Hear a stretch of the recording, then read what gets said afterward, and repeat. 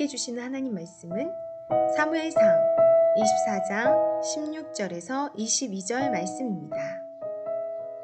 다윗이 사울에게 이같이 말하기를 마치매 사울이 이르되 내 아들 다윗아 이것이 내 목소리냐 하고 소리 높여 울며 다윗에게 이르되 나는 너를 학대하되 너는 나를 선대하니 너는 나보다 의롭도다.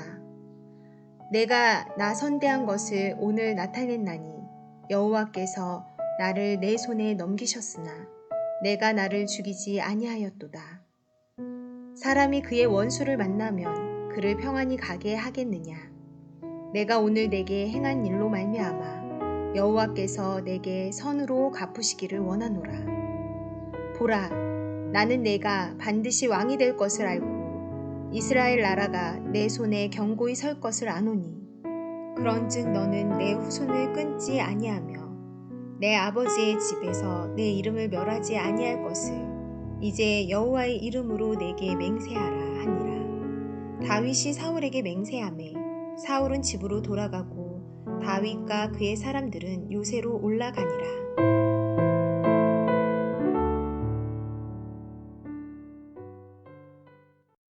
사도 바울은 로마서에서 악에게 지지 말고 선으로 악을 이기라라고 권면했습니다.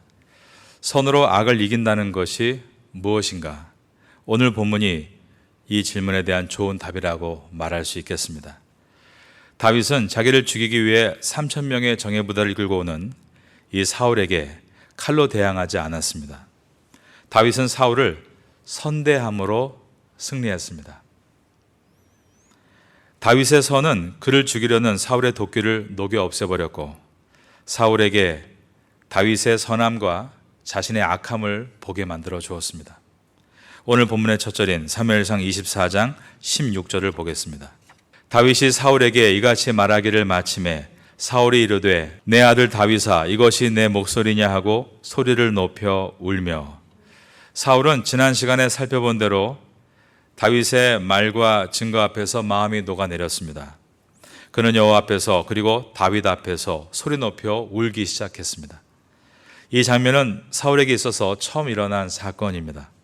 한 번도 자기 부하들이나 아들 요나단 앞에서 울어본 일이 없는 사울이 소리 높여 운 것입니다. 자기는 그토록 힘없는 다윗을 미래를 염려해서 죽이려고 했지만 다윗은 절호의 기회가 있었음에도 자신을 살려주는 모습을 보면서 그 안에 있던 쓴뿌리 상한 마음들이 녹아내렸기 때문입니다. 사람은 정말 바른 모습을 보면 그리고 의의 모습을 보면 마음이 녹아내리고 감동을 받습니다. 본질을 깨닫게 만들어서 회개의 자리로 이끌어내는 것이 바른 모습과 의의 모습입니다. 인간은 누구나 의에 목말라 있기 때문입니다.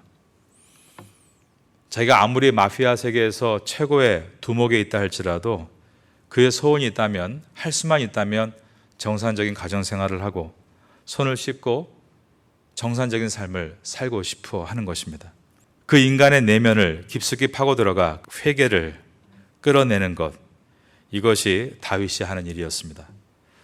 어떻게 이것을 계속 가능하게 만들었는가? 그것은 다윗이 우리가 본 것처럼 계속해서 힘들어도 의의 행동을 멈추지 않았기 때문이었습니다.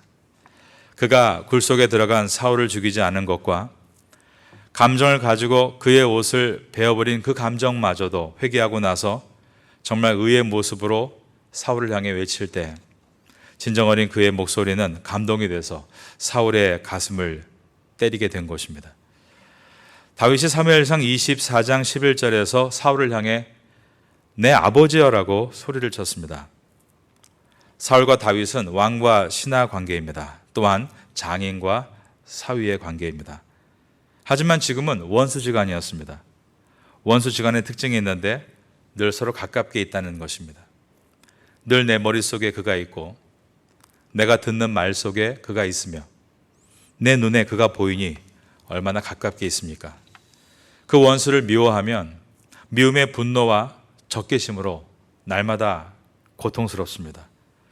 그런데 예수님께서는 그 원수를 사랑하라라고 하셨습니다.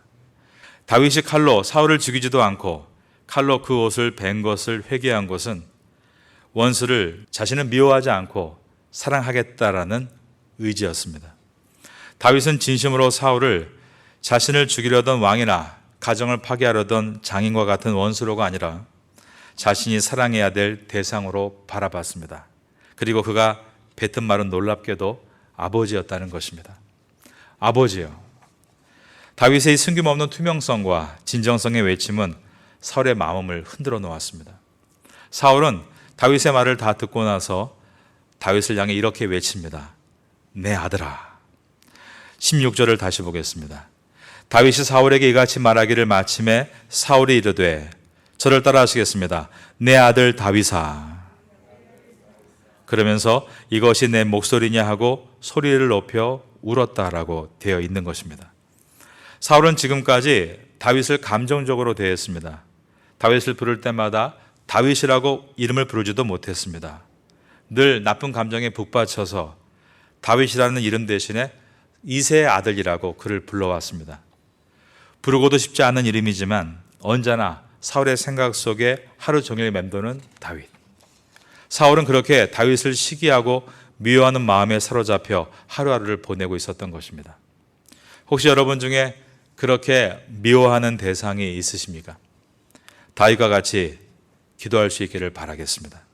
여러분이 이 광야에서 벗어나는 길은 그 사울을 깨끗이 정리하고 사울을 심판의 대상으로가 아니라 축복의 대상으로 여길 때 광야를 벗어날 수 있습니다.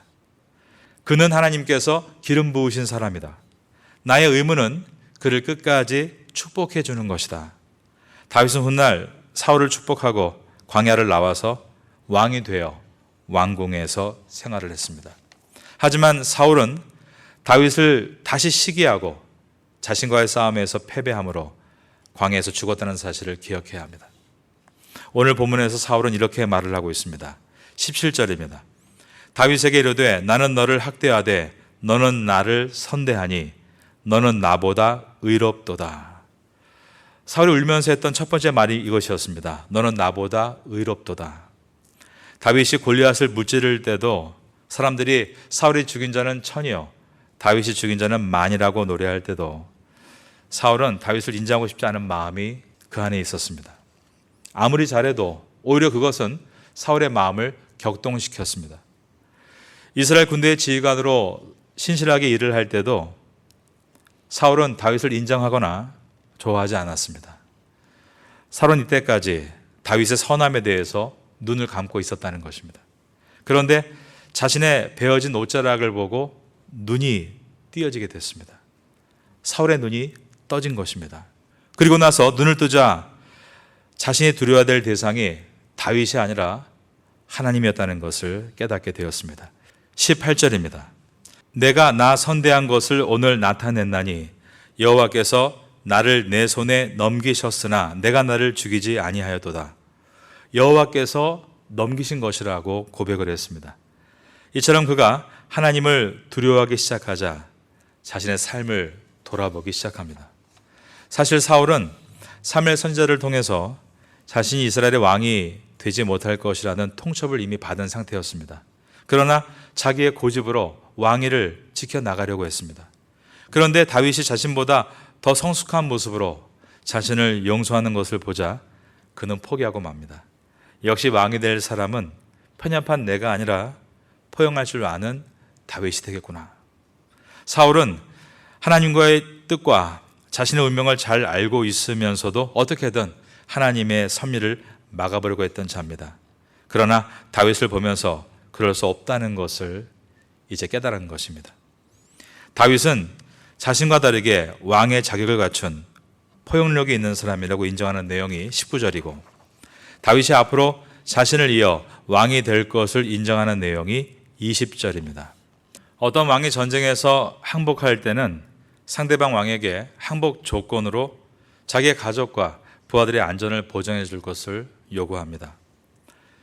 지금 사울은 다윗이 왕이 될 것이고 다윗의 나라가 견고히 설 것이라고 말하면서 자기의 가족을 보호해달라는 부탁을 합니다. 21절입니다. 그런즉 너는 내 후손을 끊지 아니하며 내 아버지의 집에서 내 이름을 멸하지 아니할 것을 이제 여호와의 이름으로 내게 맹세하라 하니라. 이 내용은 다윗이 사울을 피해 달아날 때 요나단이 다윗과 맺은 약속과 매우 유사합니다. 전에 있었던 사무엘상 20장 15절을 한번 여러분께 읽어드립니다. 여호와께서 너 다윗의 대적들을 지면에서 다 끊어버리신 때에도 너는 내 인자함을 내 집에서 영원히 끊어버리지 말라. 그때 요나단이 했던 말입니다. 따라서 다윗은 요나단과도 그리고 사울과도 두 사람과 세상의 방법으로 싸우지 않고도 하나님의 섭리 안에서 왕위를 이양받았다는 것을 성경은 보여줍니다. 다윗은 요나단의 가족을 다 돌봐줄 것이라고 약속을 했습니다. 그 가족 안에는 요나단의 자식만 있는 것이 아니라 요나단의 아버지도 포함이 되는 것입니다. 그러므로 다윗은 사울을 보호했습니다. 다윗은 그렇게 신뢰하시는 사람이었기 때문에 사울도 다윗과 언약을 맺고 3,000명의 군사를 철수시킵니다. 만약에 다윗이 세상적인 방법으로 왕위를 찬탈하려고 했다면 다윗과 요나단의 관계는 왕위를 두고 다투는 경쟁자요, 다윗과 사울의 관계는 반드시 죽여야 되는 대상이 됐을 것입니다. 하지만 다윗은 철저하게 하나님의 방법을 따랐고 그 결과 사울과도 그리고 요나단과도 모두 다윗에게 왕위를 넘기겠다는 고백을 받게 된 것입니다.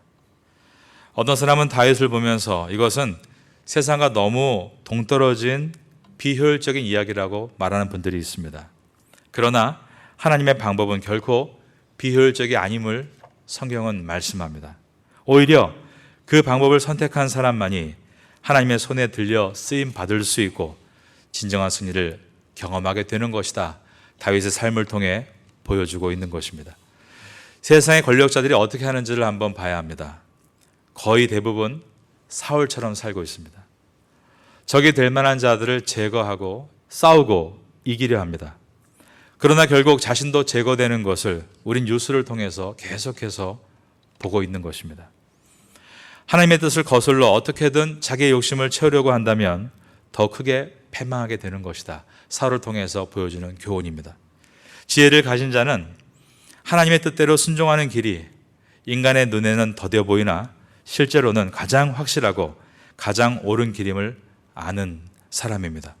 우리도 이 세상에 살아가면서 하나님의 뜻이 어디에 있는가를 늘 살피며 그 길에 순종해야겠습니다. 그럴 때 하나님은 분명한 사인을 우리에게 보여주시고 광야를 잘 인내하며 걸어갈 수 있도록 용기를 주시며 마신다는 축복의 사람으로 우리를 세워주실 줄로 믿습니다. 다윗이 요나단과도 은혜롭게 관계를 마치고 있고 사울과도 은혜롭게 관계를 마치고 있다는 것을 기억하십시오. 우리도 이 땅에서 성숙한 성도의 길은 성숙한 관계임을 기억하시고 여러분도 이 땅에서 주님의 사명을 이루기 위하여서 이러한 성숙을 이뤄갈 수 있게 되기를 예수님의 이름으로 축원합니다.